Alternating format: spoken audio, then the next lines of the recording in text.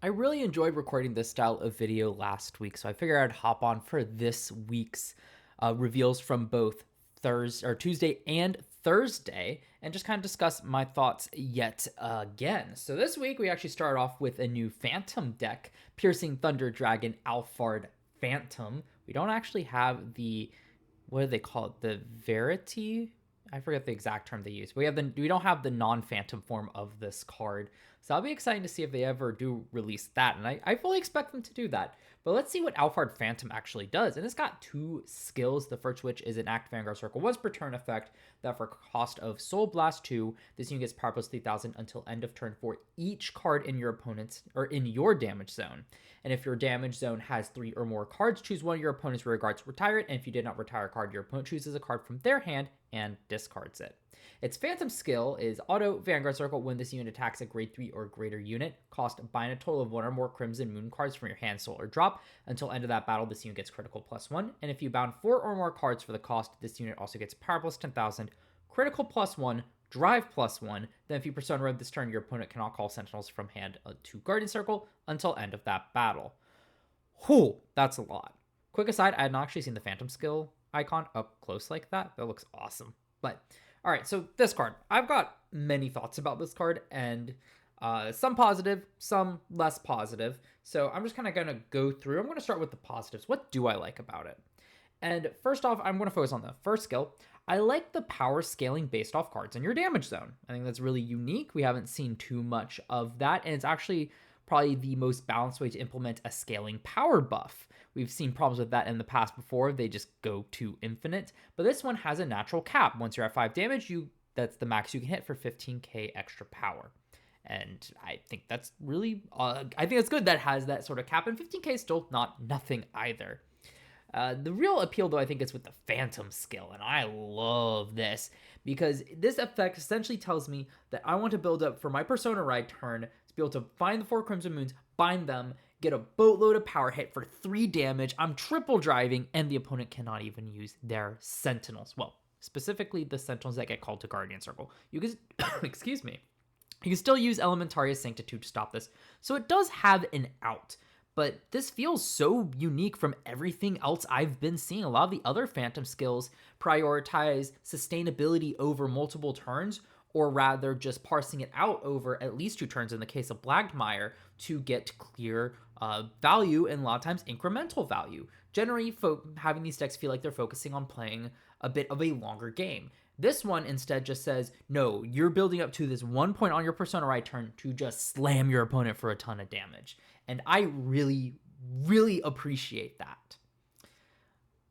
Now on to some things I don't love about this card. For one, I question why we're even allowed to bind 1 Crimson Moon, because as I'm reading this effect, I'm hard-pressed to think I want to bind anything less than 4. You go for that big combo turn and try to kill the opponent. This would work better if you could run more than the 4 copies of Crimson Moon in your deck. And it does leave room in the future for that to be the case. A secondary Crimson Moon card. Now you can, as you're trying to build up to the big effect and set your opponent up for that to be big, scary, lethal, you can bind an additional card to get a critical just to help you push some pressure. But at the same time, or even just follow up afterwards, that's the other thing. But as it stands right now, that's just not a possibility. So to me, it's like extra thing I had to think about and then come to the conclusion of I'm not going to do that though. So it feels a bit weird to kind of have that. The only thing I can think of again is just it gives you an option in the future, which isn't a bad thing per se. But at the same time, then it's like if I have an extra one, do I just want to set for another big explosive turn anyway? So it makes me question if that was really necessary for this card. The other thing is that the first effect without the Phantom skill makes this card feel very underwhelming in my opinion. It's not that the effect is bad, but essentially all your Vanguard is doing is getting max 15k, and that's if you're already at 5 damage and causing your opponent to go -1. That's not a lot for modern Vanguards. It's not particularly flexible in any sort of way. Doesn't particularly have a high output. So I'm just left feeling like Alphard Phantom, if you're not going for that Phantom skill, is just a bit lacking, which does make me hesitant to think that this deck will have a ton of success. Not to say that it can't, the support cards can very much make up for that, and we've seen that in cases such as the Bushiroad before they got the new grade 3. That deck was doing well in set 13 once it got a really powerful rear guard. But at the same time, you then have situations like Flagberg, which I don't think this is as extreme as Flagberg, but Flagberg is so out of date that they give Flagberg legitimately amazing rear guards, but they're not enough to prop up that deck because Flagberg itself is too weak. So it definitely is a double-edged sword with something like Alphard Phantom, where if this is going to be the weakest part of the deck, it can be very hard for supporting cards to compensate for it over the long run without giving it a new form or a retrain or something.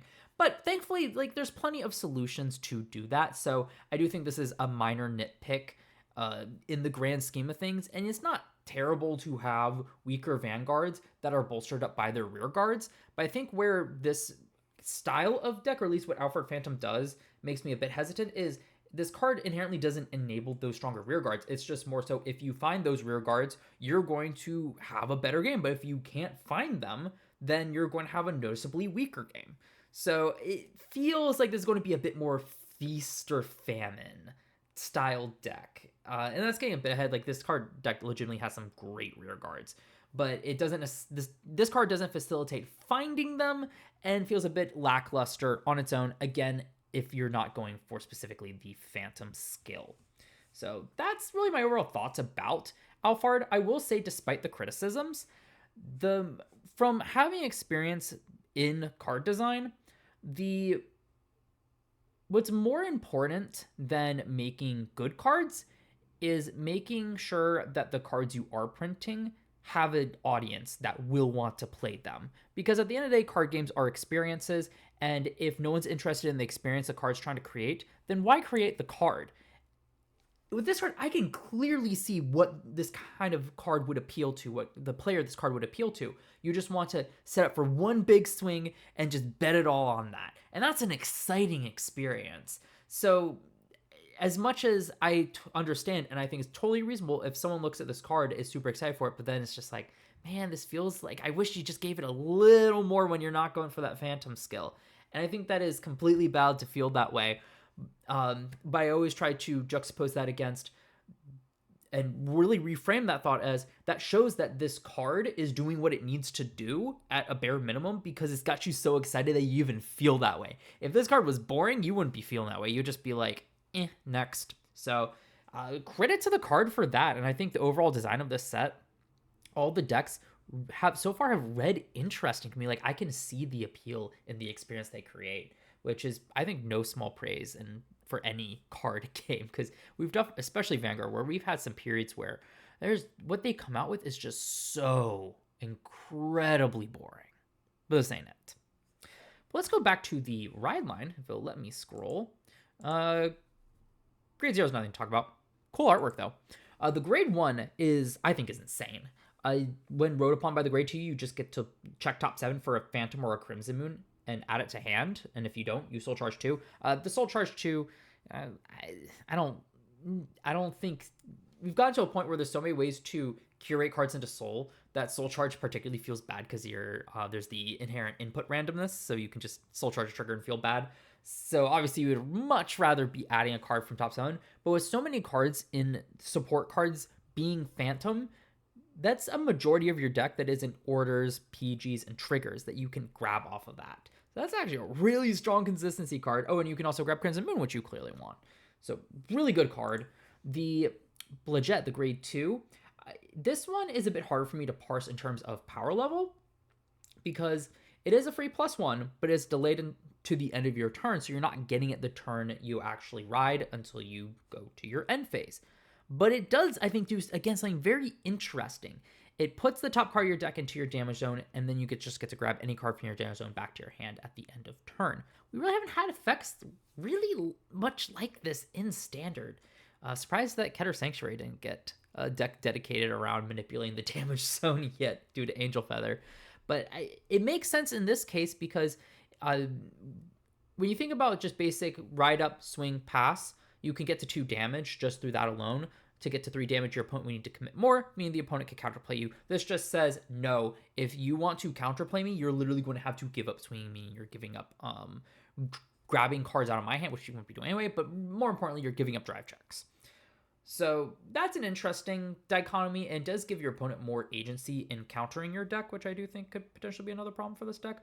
But in terms of just ride deck cards and creating unique experiences, kind of what I was mentioning at the outfart, I think this does a phenomenal job. Like, it clearly is thematic with the deck, meshes with what it wants to do, and does something we haven't really seen much of yet, which I really do appreciate. Moving over to the support cards, we got a common here. This card isn't, I don't think, much to write home about. Rest it to give your Vanguard 5k. You could also just throw it behind Vanguard and get the same exact buff. So, standard common behavior, which is abnormal for this deck, funny enough. But I also don't hate the effect either. Like, you can clearly see the use case. I just don't think it's going to be strong enough to see play in competitive caliber decks.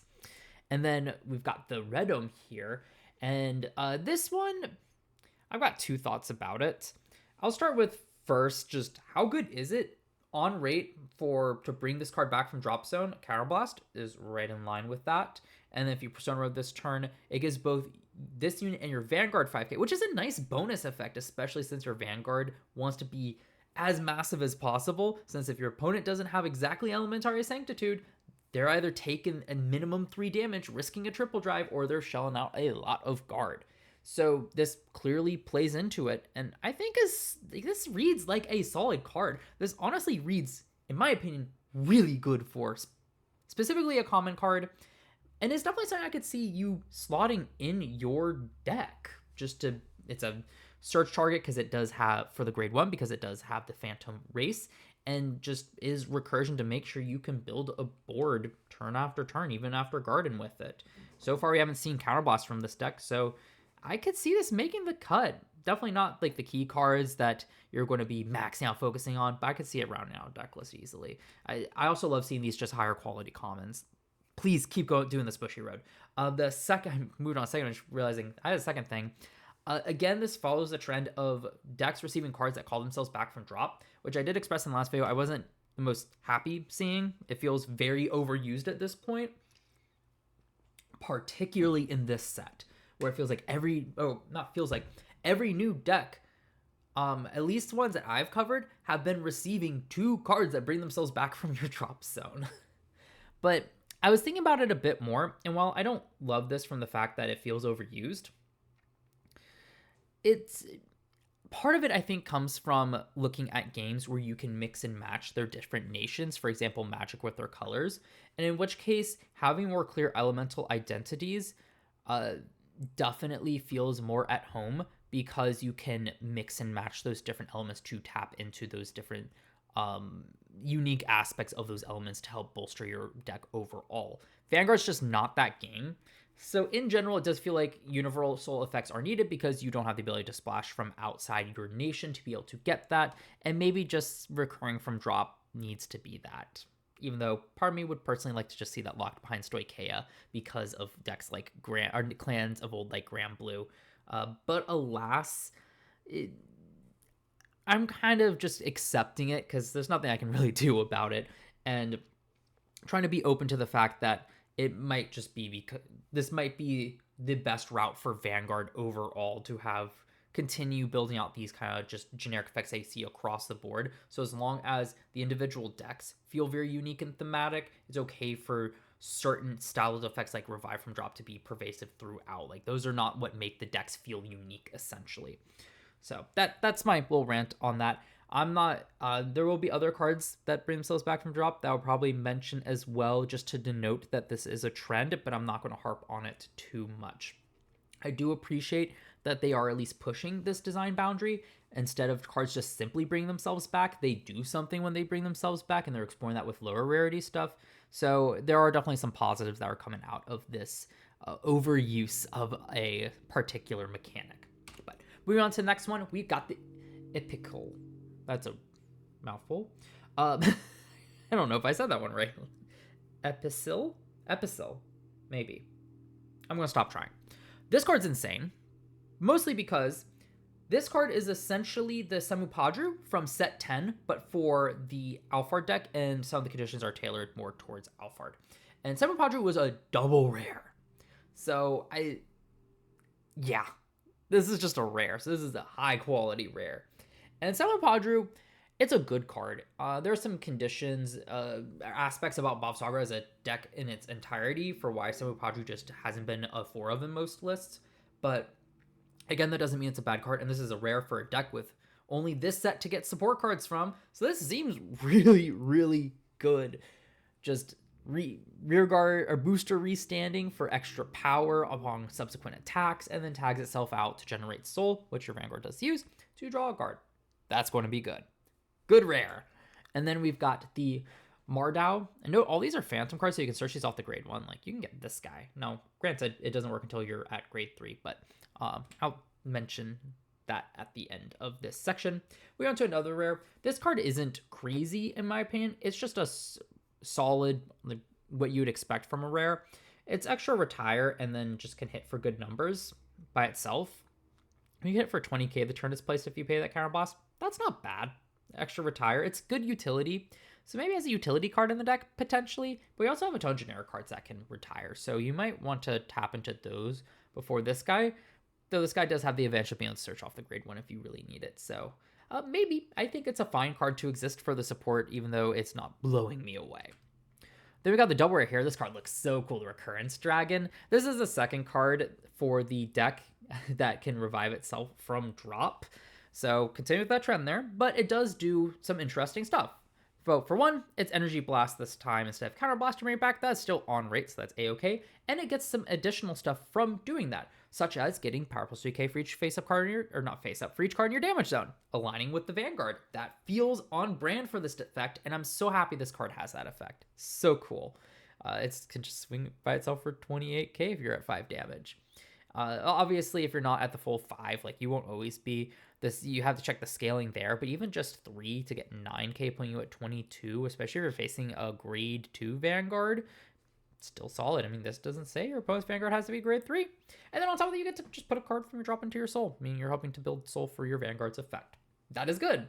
And then if you have a Phantom Vanguard, gains Intercept and Shield plus 10k on Rearguard and Guardian Scroll. That's also just a good effect. This is not a dead card in hand shield value-wise, and is actually above rate for shield value, since the default is, except for triggers, is 5k, and this is 10k, and can intercept as well, so that's good. And on top of that, since it can bring itself back to board, you can loop this card onto board to intercept away for 10k shield, giving this deck some surprising, I don't necessarily, it does give it long-term sustainability in theory, even though I do expect this to be more of just a way to insulate yourself to make sure you can get to that Persona Ride turn, which is good. It's still very good.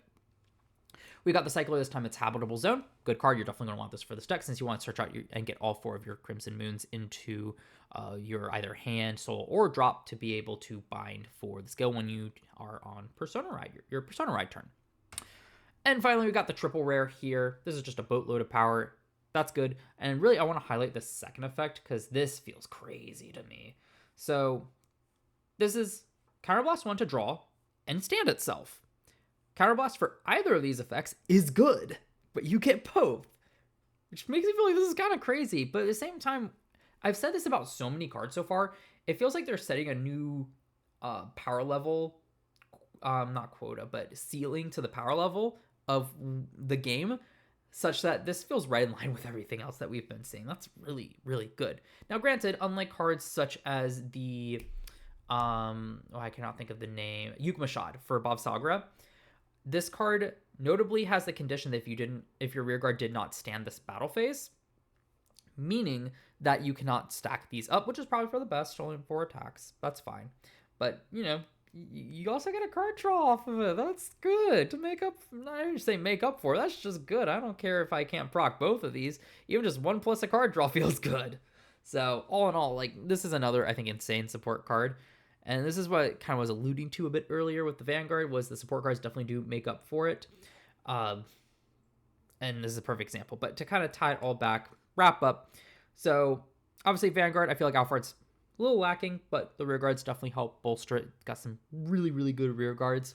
But I expect this deck to just kind of be more of a fun deck that one-hit KO, I think, is really appealing, but at the same time, it leaves it super vulnerable if your opponent can guard it. It's not like you can do that more than once. So you're really hoping that your opponent specifically doesn't have Elementary Sanctitude, because if they have that, you're probably struggling. Find it hard to think that you're not. But otherwise, it's going to deal a lot of damage. I think will be a lot of fun, and I'm excited to see how they explore the concept more specifically with more cards that can add cards to your damage zone. Maybe even cards that can extend past 6 cards in your damage zone for this deck could be kind of cool.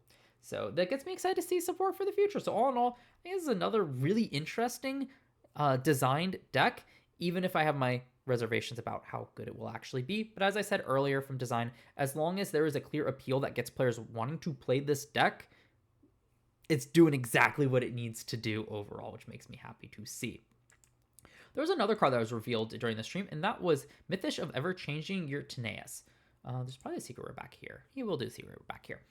This card, and I'm specifically going to this one because I'm not really going to discuss the effect because, to be honest, I don't play Lyrical. So I can't really speak on this card. It reads good. Just, it does good stuff. About all the analysis I can provide for it. But the thing is, I'm not Lyrical. I do not play partially because some of the cards are really expensive, but the other half of it is because it's just not my aesthetic. And there are decks where I can push back the aesthetic to play, but most of the time in Lyrical, that's just not something I can push past. Not my cup of tea.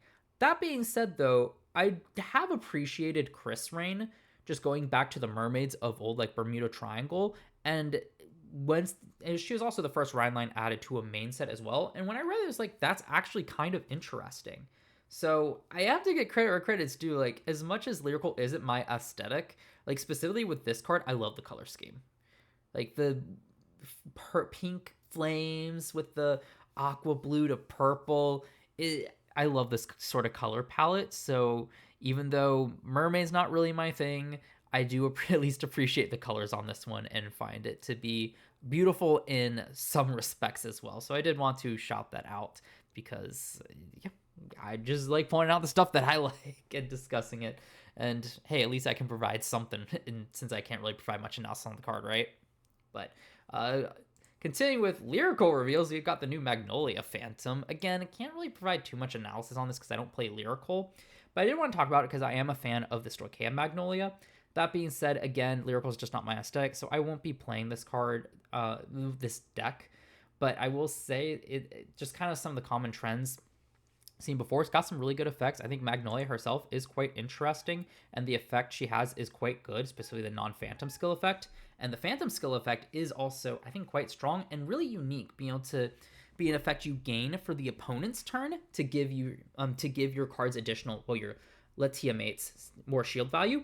I think that's really, really cool and another interesting spin on it. The grade 1 check top 7 and send to drop Latia mates and a normal order, that's strong as well. This one seems on rate, just being able to call Latia mates from drop or just call itself in Soul Charge 1. Not too crazy here. This card originally read and thought was crazy, Mates with You, just because I read it and immediately I compared it to In the Dim Darkness in Stoicheia and was like, this card is better in the Dim Darkness. But, Teddy, what are you doing? I got my buddy here again. He's sniffing my sleeve. No, I don't know. Cats, am I right? So I was comparing this to In the Dim Darkness, and this is Power Creep version of that, but in Lyrical. But then I checked myself again. I was like, well, when was the last time I actually played In the Dim Darkness? Because that is a set 6 card, not a Divine's set 6 card, a original D series set 6 card. It's an old card. The game's Power Crept past it, so I was like, oh, okay. So, and it says locked behind an archetype, so it reads really good. I just don't think it's as crazy as I originally thought it was. But again, that's not to say this card isn't really, really good. I think the deck very much appreciates what this card provides it. I mean, being able to play it from drop is already just a very powerful effect in general. And then you can still play order cards. So you can still play your Crimson Moons and what extra power. Yeah, it reads really. It just reads good. Then we got the Cycler Velshablon. Notably, she didn't change nations, which I think is kind of disappointing. Like, that's part of the appeal is seeing different units in units that you're familiar with in different nations, and they just didn't do it with this card. But Oh well. Then we've got her following the same trend, call herself from drop. But notably, this card has no cost. And I mean, obviously, you can't call multiples, that'd be busted, and gets an additional 5k. So this is pretty much just the grade 1 Maple, Pink Moth Girl Maple, but for the new Magnolia deck, which seems good as well. It's even got a bonus effect. That's not all it does. Can intercept from the back row for some extra shield value. You know, Magnolia is giving cards extra shield value with the Phantom skill. That seems pretty solid. Then we've got, and actually, this is what, a rare? Yeah, this is a rare. For rare, that's good. Then we've got the second card that calls itself back from drop, another rare. This time for Energy Blast 2, it's just an act skill. So that's a really good rate. Energy Blast 2, that's below rate. Act skill, so you're not waiting for a specific trigger condition. You can just choose to do that during your main phase and even try to set her up later, potentially main phase. I don't know if that's going to be relevant, but that also seems solid. I mean, sure, she gets rid of herself at the end of the battle attacks, but she does gain extra power. It's not like it's difficult to bring her back. For a rare, again, that seems solid. We got the Alpin, and this, I think Alpin highlights one weird thing I find with Magnolia. And this might just be my intrigue with how they're exploring the counting grades with like the grade 4 Magnolia and Stoicheia. So this one gains grade +1. And the only card that matters with is the Alpin here. If your Vanguard is grade 4 grade, it gets 10k instead of 5k. So I think the best way to put it is I hope they explore the fact that this Magnolia makes herself grade 4 more in the future, because I think that's very interesting. And I think it's weird that only one card really cares about it, and it's for such a, feels so minor. But that might just be my own kind of, having played Magnolia and Stoicheia and seen the implications of that brought up multiple times. It might just be that bias coming forward and affecting this, when this is relatively minor overall. Again, I don't play Lyrical, so that's about the extent I can really provide for this. Extra resources as well. I mean, that can theoretically be good. Exchange Energy Blast in itself for a counter charge and a Soul Charge. I'm honestly not sure if that's all that great. I don't know. That's probably very situation for the deck. And then finally with the Dilash here, this card reads really good. This first effect, Counter Blast 1, to add a card from the top of your deck to your hand is always a strong effect, and it's just dependent on the number of Lithium Mates units you have, including your Vanguard. That's going to be strong. Build a bunch of Lithium Mates, and you just get at max top 6 to grab one. That's good. And then it's also, this second effect also reads like great utility. Puts herself to soul, so that's soul for Magnolia or some of your other effects, and you get to bounce a rear guard back to hand. For defensive purposes, awesome. Or maybe just to reuse an on-play effect. That seems really good. And actually, hold on, I'm curious. This card, play Crimson Moon, but you cannot play or other Crimson Moon. Yeah, look at the top 3 cards of your deck, choose a number from among them, discard them, shuffle your deck. After that, choose up to 1 card from your drop. Call it rear guard circle if it's your Lithium Mates in its name, with grade less than equal to your Vanguard, or put it into your hand if it is a normal order. Oh, so yeah, this is neat. If you find Magnolia with this card, or even the grade 1 effect, the Karis, you can bin Magnolia, revive it off of this order, and bounce it back to hand with Dilash. That's pretty cool. I like that. Just loop back Persona Rides. I always enjoy doing that in Zorga. That's a neat one. Even just Persona Ride, Soul Blast this out, revive with Mates with You. Actually, this costs a Soul Blast. Or even just Soul Blast it with Mates with You. You could just loop Persona Rides. That seems strong, yeah. So this is definitely a good card. I have a hard time seeing. I don't know if it's necessarily crazy for Lyrical, though. So, again, same overall conclusion. I see the stuff, and it is interesting. Despite me not being a big fan of Lyrical in general, the effects themselves are at least interesting. I just have no gauge to judge how good they actually are, how well they come together. All right, new week, new set of reveals. I'm just combining the last 2 weeks because by the time I was going to get out the previous week of reveals, I mean, all the reveals from this week are out, so why not combine it, right? And if you see little ears pop up here and there, or just fully that, oh, it's in the sunlight. Got another friend with me this time, a different one than previously. So that's fun. But let's get right into the reveals for this week. And these are the final reveals for Paralactic Clash, which came out in Japan on the week of these reveals. as well as the reveals for the Blaster Blade starter deck. So let's just kind of dig right into it.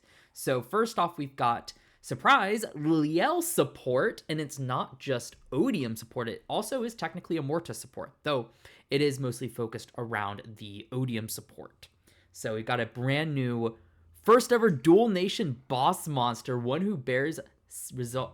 Wow, I can't even speak. One who bears Resolve and Sin, Liel Animus.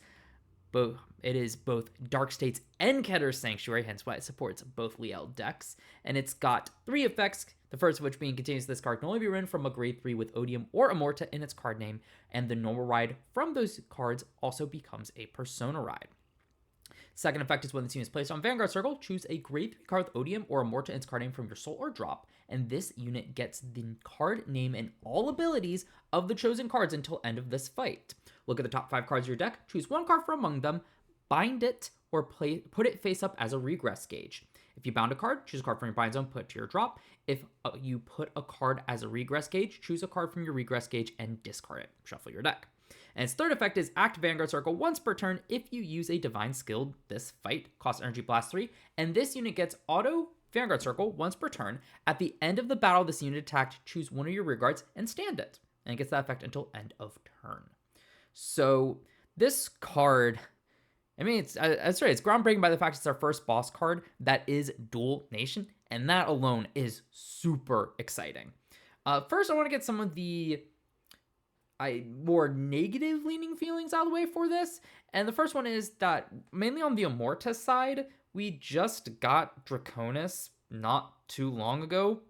And this card specifically works with Amorta, but not Draconis.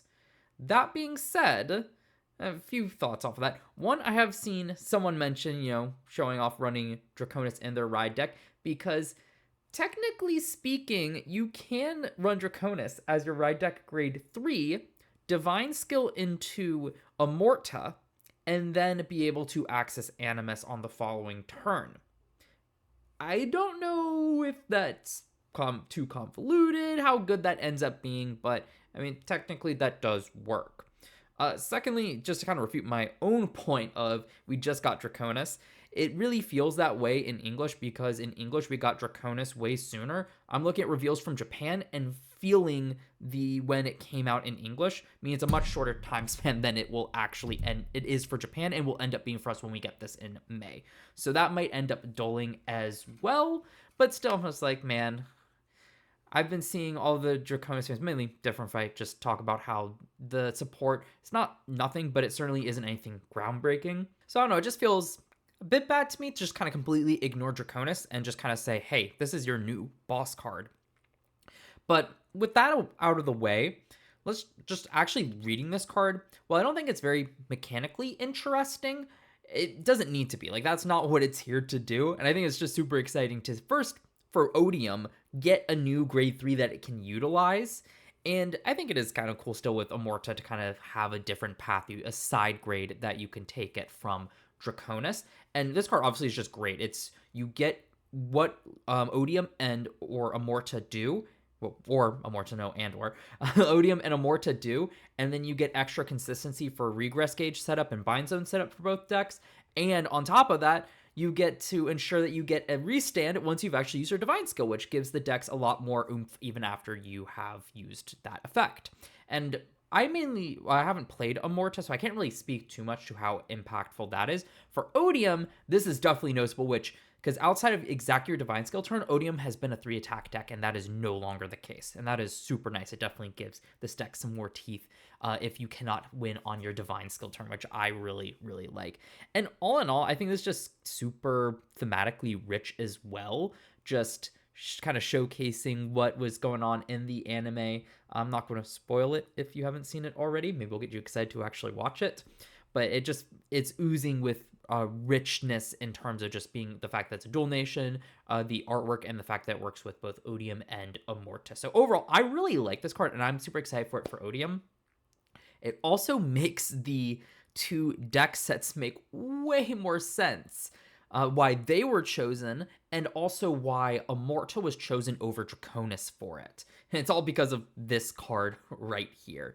Though I do wonder why it can't work with Draconis. That's one thing I do wonder. Like, why couldn't they have made it so that it can work with Odium, Omorta, or Draconis?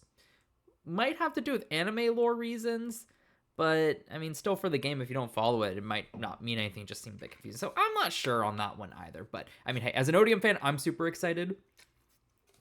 And it kind of gets me wanting to pick up the Amorta deck as well, just to try it out with this card as well. Just a new deck to experience. We'll see, though.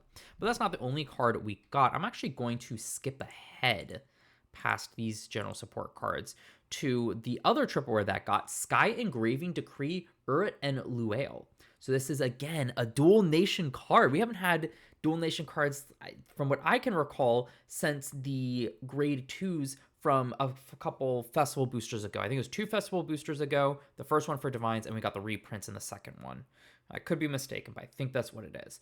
So it's exciting to see them actually explore this again and really use this opportunity to use a concept that they've already introduced before. And I absolutely love it. And it's a different combination than what we previously got. But what does this card do? It's got 3 effects. The first, which is when this card is put into Bind Zone or Gauge Zone by the ability of your Grade 3 or greater Vanguard Liel in its card name, if you did not look at the deck by ability of a card with the same name as this card this turn, look at the top 5 cards of your deck, choose up to 1 grade 3 card without Regalis piece from among them, reveal it, put it to your hand, and shuffle your deck. Second effect is when this is placed in rearguard circle from hand, choose a grade 3 card with Liel in its card name from your ride deck, and you may reveal it. If you revealed a card or you have a grade 3 or greater Vanguard Liel in its card name, counterblast 1 to draw a card. Finally, once per auto rearguard circle once per turn. When this unit attacks, if you have a grade 3 or greater Vanguard Liel in its card name, this unit gets power plus 5,000 until end of turn. If your opponent's Vanguard's grade 3 or greater wow, I can't speak. If your opponent's Vanguard is grade 3 or greater, it gets power plus 10,000 instead of 5,000, and if it got power plus 10,000 by this effect, choose up to 1 non-sentinel normal unit from your drop, put it on the bottom of your deck or into your soul. Holy, this card does a lot. Just extra consistency, and I'm going to need to read this again because honestly I was reading it and not comprehending what it was saying. I mean, that first effect being what, free top 5, real put your hand for your deck, look for a fire, choose up to 1 grade 3. Yeah, so that first effect just kind of being a free addition to your hand for a grade 3 or greater card, already crazy. Just an extra draw for a counterblast is a good rate, and then power, and on top of that, just either soul generation or being able to throw stuff back to deck. Like, holy. I really like that this card also references Liel, not Odium or Draconis, meaning this is technically, it can be considered Draconis, or not can be, it is Draconis support. So, woo, Draconis support if you really like that deck. And, I mean, considering I've heard that deck has some power, this gains power. I'm not too sure about the rest of it. I mean, hey, plussing to get Persona Ride. You've got your Immortas in your deck for perfect guards. That seems pretty good as well. So, by all accounts, I mean, this seems really solid. Counterblast 1 to draw 1. Help you find your grade 3s for no cost at all, just by, doing what these 2 decks want to do. It's Bind Zone by the grade 3 or greater. So it has to be specific grade 3 or greater. Okay, that's interesting, because you can generate regress gauge other ways, but that's good to know that it has to be specific you attack with this, bind it with Liel's effect. So a bit limited on the condition, but hey, this card's already insane. Just, man, I'm still processing this here live, as you can see. I also have seen people call out, this is true, that sometimes you can close a deck out with Odium, so being able to refresh stuff is nice, but also the Soul is relevant, I know, for at least Odium, and I think it is also relevant for Amorta and Draconis as well, depending on what you're running. So that's also very, very nice. Like, this is such a custom card. I'm going to be honest. And probably will be pretty pricey, considering this supports 2, arguably 3 decks if you count Amorta as a separate deck now. All in all, though, like, fantastic card. I'm super excited to now play Odium. It feels like it's a great boost to Odium that it's been a bit since it's got some main support wave. Like, it's been a solid deck, and now they just got some fantastic pieces to further support it. Now, as for lower rarity, let's go to the double rare, Steam Performer La Era, and this has 2 effects. When this unit is discarded from hand during your turn, if your zone has a Destined Timepiece, cost Soul Blast 1, call this card to a back row rearguard circle. And also, I realized I forgot about Destined Timepiece. That's the other thing I was going to highlight. this doesn't just search for like persona rides, like obviously for Draconis and Morta, this searches you either one, so persona ride or a PG, but specifically in Odium, this searches for your Odiums. This can find your Colossus to get to hand. This also finds the Dust and Time pieces, which is really nice. It's just super flexible search condition overall. But back to the double rare. And then on continuous on Guardian Circle, if you Orzo has a Dust and Time piece, this unit gets shield plus 5,000. So there's just a 10k shield just by playing the deck. That's nice. And then when discards, yeah, so then if you discard for Stride, you can just not just Stride for Ride deck, you can just bring it back for a Soul Blast to maintain pieces on board. That seems good. That seems super solid. It's definitely not as crazy. Like it seems, at first I was like, it's not very interesting. It doesn't seem like it's doing a lot when compared to the new Liel and the grade 2 support card. But I mean, that's still, to me, after having some time to think, this still reads super solid. Just kind of gives you some more aggressive plays early on. I mean, you can call this discard for Ride deck, bring it back, and now swing for 2 AKs or put it behind Vanguard, swing for 16k on your, if you're on grade 1, grade 2 is a bit larger, you can swing for 18k. Yeah, and I remember playing Liel, sometimes you would have open back or rear guard circles just because you prioritize other things. So to be able to fill that up seems nice. And again, if you end up having this in hand, it's a 10k shield with as early as the start of the game to just give you extra shield value as well. I think it fits a nice niche that hasn't already been fulfilled in Odium just yet. Then we've got, is this a common? Is this one a rare? This one's a rare. Gear Eagle of Recovery. One effect, auto back or rear guard circle. When your other rear guard in the same column as this unit stands by the ability of your grade 3 or greater Vanguard with Liel in its card name, you may stand this unit. If you do, until end of turn, it gets power plus 5,000. At the end of turn, put it to soul. So nothing like too crazy with this card. I mean, it just does one thing. And to be real, one thing's solid. A restanding booster isn't bad. That gains power and generates you soul. Yeah. That being said, I don't know if it will end up being run. I'm a bit skeptical, maybe as a tech card, because in specifically Odium, the only restanding you're doing is with Animus now, and that's after you use Divine Skills. This is a really late game style card. So I guess if you're expecting to play a grind game, that's not a bad tech. Just restanding booster, generously sold to keep you going. But overall, I don't expect it to be super relevant for the deck. And finally, we got the Boundary Piercing Colossus, which I love the Fencer motif. It looks so cool. One effect again, when this unit is put to regress gauge during your turn, soul charge 1 and choose one unit that gets power plus 5,000. There's nothing to write home about. It definitely does stuff that you like in Liel. Extra power, soul charge to be able to pay for your effects. You just got better things to do than run this card. Still think the artwork's cool though. But that is the Liel support. And that was it, if I remember correctly, for this. Yeah, we just got that gorgeous secret right there. But exciting stuff. I mean, I'm very happy for this card. It even gave me thinking about picking up the Amorta deck, which I was not planning on, just to try it out. And yeah, that's all I have to say about that. But moving over to the Thursday stream reveals, we've got the Blaster Blade starter deck, starting with Barkle here. So just your standard starter, but it gets more interesting when you get to the Wingle here. Wingle here is the main ride deck card and has 2 effects. Auto, when this unit is placed on Vanguard Circle, reveal a grade 3 card with IG icon from your ride deck. Choose a Barkle with an IG icon from your soul, call to Rearguard Circle, and it gets the effect Act. Rearguard Circle cost rest this unit, search your deck for up to 1 Flogel, call to Rearguard Circle, and shuffle your deck until end of fight. And then auto, on Rearguard Circle, when this unit plays a Blast Blade, this unit gets power plus 5,000 until end of battle. So I was excited for this because seeing the Conroe embodiment of Bar call out Conroe from the Dragonic Robostar deck to give it that iconic effect to search for any grade 1 from your deck was so exciting. So I was like, ooh, what are they going to do for this deck? And I'm happy they kept this template to call it out. Unfortunately, what it actually does is... when I first read, I was like, okay, if Flogel is a trigger, which was assuming it was, it's going to be a good reason to want to call out a trigger in the deck. But I was excited because I was like, OG Vanguard, you called Barkle, rest it to call Flogel, next turn rest it to call Lu. Lu puts itself, Flogel, and I believe it also put Barkle at that point into Soul to ride a Blaster Blade. You build up Soul for your Soul Saver. You get your guaranteed Blaster Blade, so you don't even need to draw into it.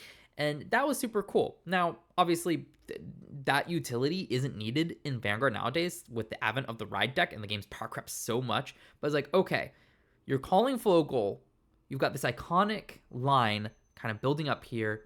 What interesting thing are you going to do about it to adapt it into standard 15 years later? And spoiler, Flogel is a trigger, by the way. And the answer is nothing. That's it. It's just rest, search, or Flogel. So you can just pull a critical trigger to get a 5k body out on the board. I see no reason to use this effect, going to be honest. Even the case where I'm like trying to give it credit, I'm like, I don't think I would want to do that. Because I want to keep my criticals in my deck.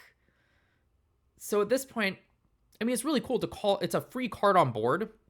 I mean, your Vanguard swing for 14k if you go second, or swing for 16k. Like you got essentially a 6k boost to your Vanguard every turn that you attack, which is mostly relevant with like going second, going first, or first turn going second, and then of course second turn both times, and that's neat. But ride deck cards just do more now. That being said, there is a chance they can do something interesting with this in the future, as Future Knight Lu, the other part of the OG combo, isn't a card in this. So that is a card that they could introduce later on to buff this deck as a support card, and maybe actually make calling out Flogel somewhat appealing. Will they explore that? We can only see. And I kind of hope they do, because otherwise it just feels like nostalgia for nostalgia's sake, which if I'm not going to use it, they're not doing something interesting and it's not good to begin with, it just feels a little hollow to me, I'm going to be honest.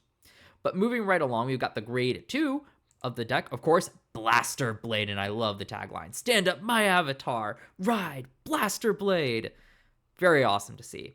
So this card has 2 effects. Auto, when this unit is placed on Vanguard Circle or Rearguard Circle, choose a grade 3 card with the IG icon from your ride deck, and you may reveal it. If you revealed or you have a grade 3 or greater Vanguard with the IG icon, cost either Counterblast 1 or Energy Blast 3, choose one of your opponent's rearguards, retire it, and if this unit was placed on Vanguard Circle, draw a card.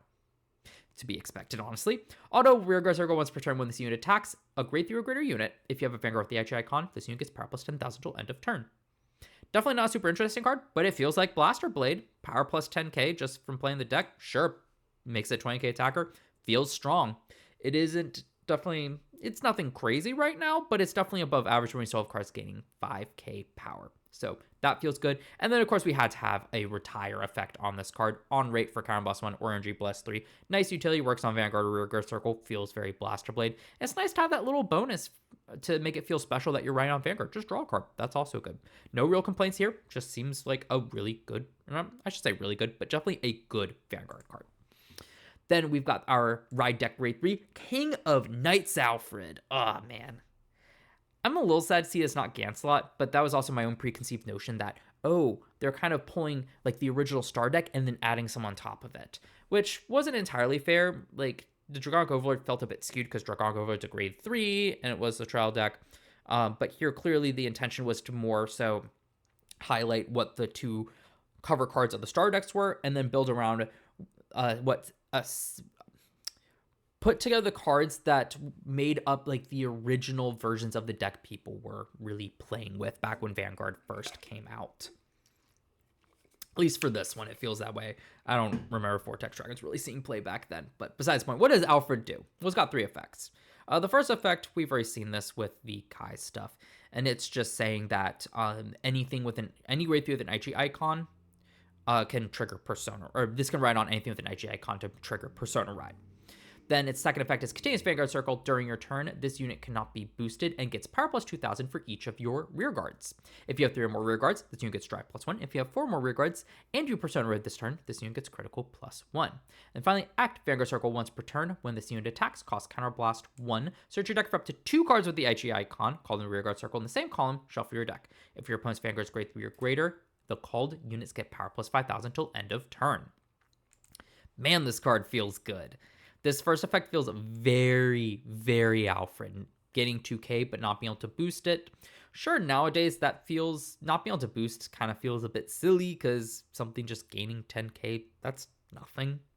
but it does feel very iconic. And I like how they further enhanced it. Instead of saying, let's just remove it, like, let's keep the thing that made like a restriction to Alfred that keeps it feeling iconic, but have it do more. And I really like this approach overall. I wish the wing goal giving the Barkle skill kind of took this influence as well. But just build up rearguard support, it gets a drive for free. Triple drive, woo! And then even can build up to a critical trigger once you Persona Ride. I mean, this Vanguard is big, and that feels very Alfred. You assemble your allies, Alfred becomes a menace to deal with. And not only that, it creates a fourth attack, and that fourth attack is tutoring 2 cards from your deck. Of course, that's a Aichi icon, but that's nothing to knock at. Tutoring 2 cards from your deck, as long as there's 2 good targets, is amazing. And extra power on top of it. So, like, this is a heavy hitter of a Vanguard. It only costs you 1 counterblast, and it's getting power plus 10k. It's getting a drive. Once you Persona Ride, it's getting a critical. It's tutoring your cards for your deck for 2 cards that creates a fourth attack that can potentially gain an additional 10k power for that column. That's a lot. So I really like this card. I think this is strong. Moving into the supporting cards for the deck, we've got Lake Maiden Lien. This is pretty much set up exactly like Dragon Monk Gojo from the Dragon Overlord deck, where when this card is discarded from your hand during your ride phase, you can either call to Rearguard Circle's Rest or Soul Blast 1 to call to Rearguard Circle. And it's in stand in that instance. Cool stuff for some aggressive plays and just building a board. I think this would be really appreciated in the Aichi deck that clearly wants to build board because of Alfred. Then auto, when this unit is placed in Rearguard Circle, you may draw a card. If you do, choose a card from your hand and discard it. Just simple cycle effect. Really nice that you get to draw the card first. This just seems like a solid supporting card for the deck. Nothing too crazy, but of course, since you want to run Aichi icon cards, seems pretty. This seems not pretty good. This seems like a solid support card. Doesn't do anything crazy, but it still does some very nice things. Next up, we got Little Sage Marin. This is going to be a fun one to discuss. So Marin has 2 effects. The first effect is when this unit rides from hand, you may pay 1 less Soul Blast for the cost. When this unit is placed on Vanguard Circle, Soul Blast 1 and reveal a grade 3 with the Aichi icon from your ride deck. When you would ride from your ride deck during your next ride phase, you can ride without discarding a card. And then the second effect is when this unit is placed on Rearguard Circle, if you have a Vanguard with Aichi icon, put a normal unit with only Royal Paladin for its clan without Sentinel from your drop on the bottom of your deck, and this unit gets power plus 5,000 till end of turn. So first thing I want to tackle is this has an effect when placed on Vanguard Circle. And I actually really like that they're kind of introducing more of these cards to explore that concept, because I've been thinking about making a video about how Standard feels rather samey. I think part of that is because they just haven't been willing to explore having multiple cards in a same deck that can work when placed on Vanguard Circle to create dynamics such as you've got your main one you usually want to run, but you can have some other ones that maybe are a bit more situational. So if you find it and it's better than your ride deck ride in that instance, you can ride into it. That create great variability. And I appreciate that they're doing this here to kind of make it feel like Vanguard of old, where it's like you've got options on what you ride in on, and sometimes it's just depending on what you have in hand, but you also can sometimes build around that. So that's a real win for me. That being said, it kind of gets undermined by the fact I don't want to run Wingull in the ride deck now. I just want to run this card. Even for a Soul Blast, just being able to not discard next ride phase, that's solid. That seems a whole lot better of an effect in general than just calling out the grade 0 and giving me an effect I never want to use. It's not to say that there isn't relevant in that, like technically being able to go ride into Wingull called Barkle allows you to be more aggressive than this card. So it's definitely not de facto better, but right now I'm definitely leaning towards wanting to switch out the Wingull for 1 copy of this. And yeah, sure, I can run my main deck if I draw it. I can reduce the Soul Blast by 1. But I could also just ride from hand if I draw it instead of riding the one from ride deck anyway. So, yeah. And the second effect's just nice utility. Recycle some cards, become a 13k booster. Nothing crazy, but I can see the recycling being nice if you want to tutor back specific pieces to be able to call it with like your King of Knights Alpha. That seems solid. It will end up in the final build of the deck for that effect. I don't know, but it definitely has potential. I like this next card. Speaking of thematics, Knight of Truth Gordon. This has 2 effects. When this unit is placed on Rearguard Circle, cost counterblast 1, and this unit gets power plus 10k until end of turn. If this unit is placed by your King of Knights Alfred with the Aichi icon, draw a card. Then continues on Guardian Circle. If you have a Vanguard with the Aichi icon, this unit gets shield plus 5,000. Really nice reference to it being the special interceptor of old, and those were just when you intercept, they gain 5k shield. Obviously, very susceptible to being removed. They weren't the best, but it's a nice reimagining, just saying this is a 10k shield. That's good. And then its first effect is solid too. I mean, I don't think you really want to counterblast one to get 10k, maybe sometimes. But specifically, it's a good call target off of the Alfred because it also lets you draw a card. More power, more card draw, seems solid for the deck. Then we got Knight Assassin's Galatine. I really love the artwork on this. It's different, and I think it looks cool. This has got 2 effects. When this unit attacks, if you have a grade 3 or grade Vanguard with the IG icon, this unit gets power plus 5,000 until end of turn. So that's on rearguard circle. And then auto drop when your grade 3 or greater Vanguard with the IG icon is attacked. Cost, bind this card, and that unit gets power plus 10,000 until end of that battle. You cannot bind a card with the same as this card from drop until end of turn. So Galatine was just a 10k vanilla in OG Vanguard, so it's cool to see just kind of some effects to...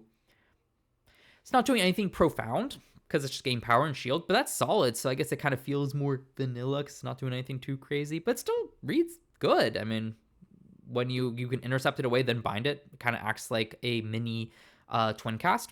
I think that's cool. And then I also didn't realize this on first read. It's like, oh, just 5k, whatever. But that's till end of turn, and that will be relevant because we do have a way to restand stuff in this deck, as you'll see. I mean, this power can stack, so that's also a super solid effect. So it's just a good beater and defensive tool. It seems very similar to the Knight of Truth Gordon, but as you'll see, this one is more of a King of Knife Alfred good beater card, and this one is more tuned for, I mean, general use too, but in terms of being a good attacker for our grade 3, which we'll get to. Okay, we'll have to scroll up a bit more because there's a correction, which will be Soul Saver as well. But I mean, these seem like solid support cards because I mean, this deck isn't looking for the rear guards to necessarily do anything crazy because we've got our grade 3s like King of Knife Alfred doing crazy stuff. So you just need solid utility cards that you can choose between. And yeah, both of these seem good at that. So we've got the Sentinels and Triggers. We've got not Epina, that one's Epina. Assault, which is really cool to see back in as a PG. Artwork looks great. And then for the triggers, we got Epina, Flogel, Margol, and Elaine, which of course, very iconic cards. And Flogel was not originally a critical trigger. I see that it was originally a stand trigger, which obviously doesn't exist in standard. So they just made it a critical trigger, which makes sense. And it's interesting to see that both this and the Dragog Overlord deck not bothering with front triggers because it didn't exist back with the original Star decks, just saying, nope, 8 crits, and then you just add in 3 draws because those existed.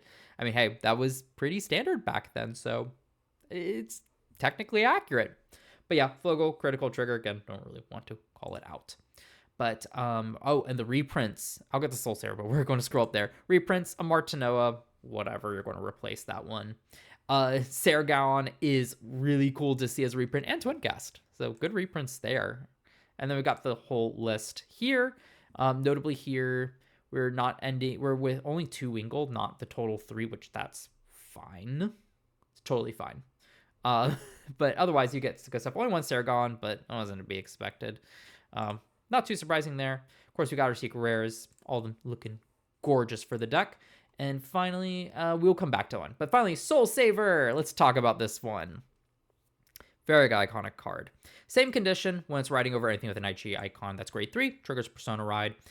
Really hammering in that idea that you want to change up your grade 3, which I really appreciate.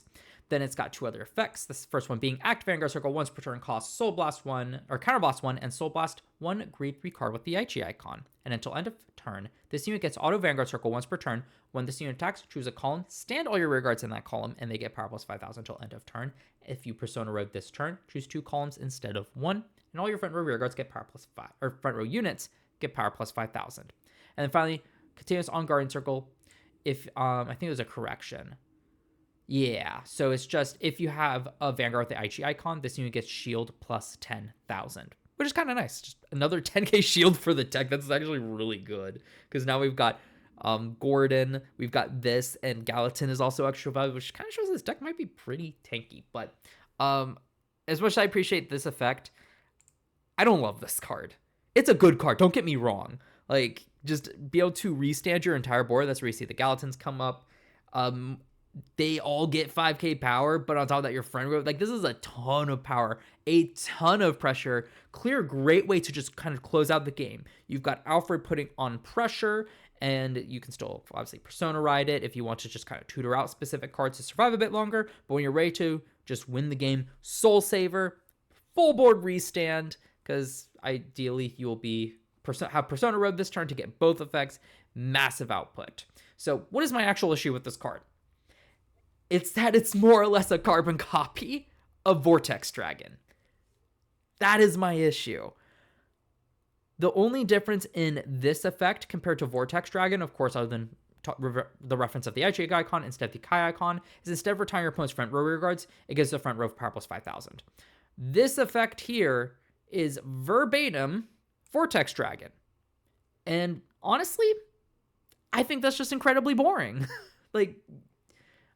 And it's not something that Vanguard has not done before. I mean, look at the Stride deck sets. You can see a lot of patterns and similarities between those decks. I mean, even back to Vanguard, decks were getting Gojos and Liens where you just rest them to discard a card to draw a card. And even in this set, we're getting the pattern of a ton of the new decks receiving 2 cards that can bring themselves back from drop. So homogeneity isn't a foreign across decks and nations, isn't a new concept in Vanguard. But I don't know if I would argue that doesn't necessarily make it appealing or all that interesting. Like it doesn't. So it's definitely good for the deck, but I kind of wish that they would have attempted to make this more unique, more stylized to the deck, because everything else in this deck feels good. I mean, sure, Lien is the same thing as Gojo, but they were the same in the original series, so I can more easily give this a pass. But like Alfred is so flavorful. Blaster Blade feels like Blaster Blade, but this is just Vortex Dragon, a different flavor of Vortex Dragon. I'm a little sad. And sure, it gives the 5k to the front row just kind of an homage to original Soul Saver, but it doesn't really feel that way. And I would argue Vortex Dragon also doesn't feel very Vortex Dragon-y either.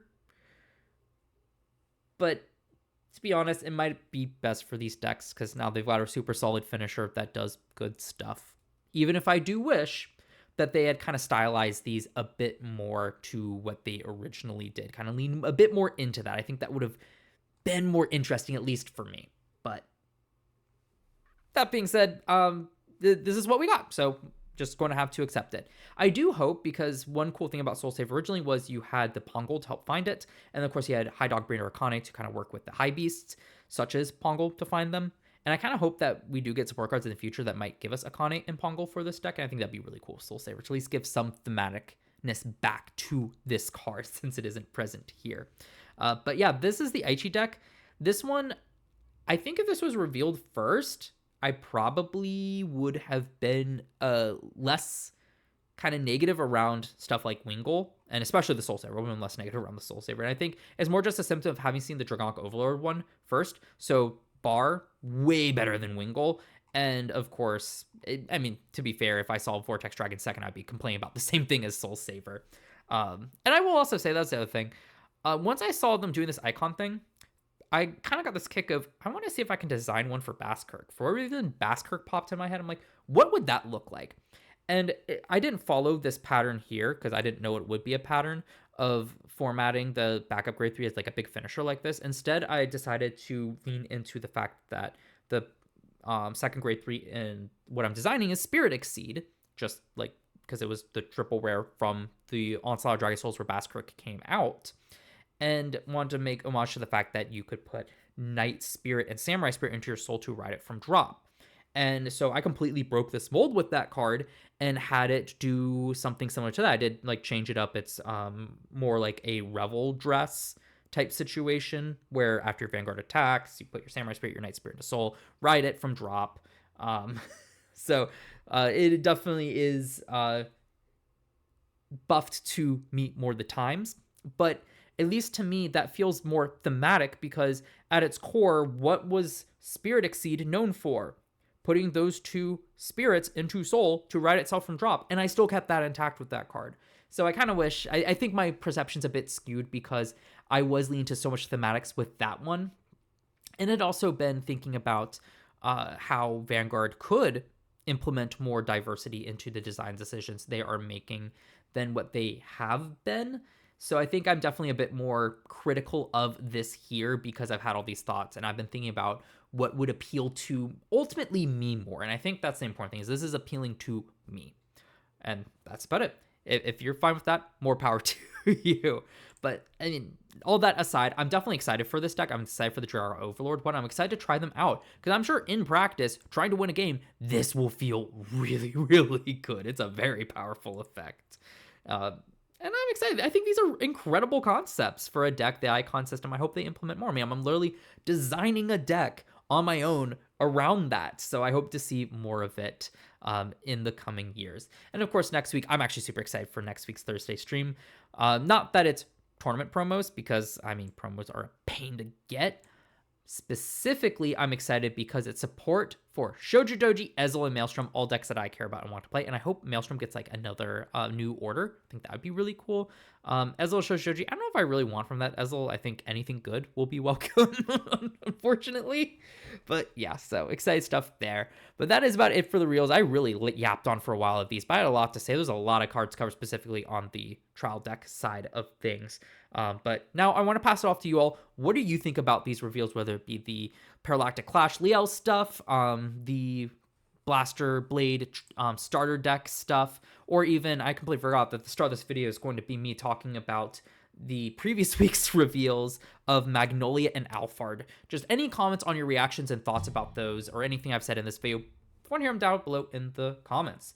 But that being said, though, if you enjoyed this video, please consider giving a like, subscribing, and turn on the notification bell so you're notified when I do upload more content. And I'm gonna get out of here because I've been yapping for a while. Until next time.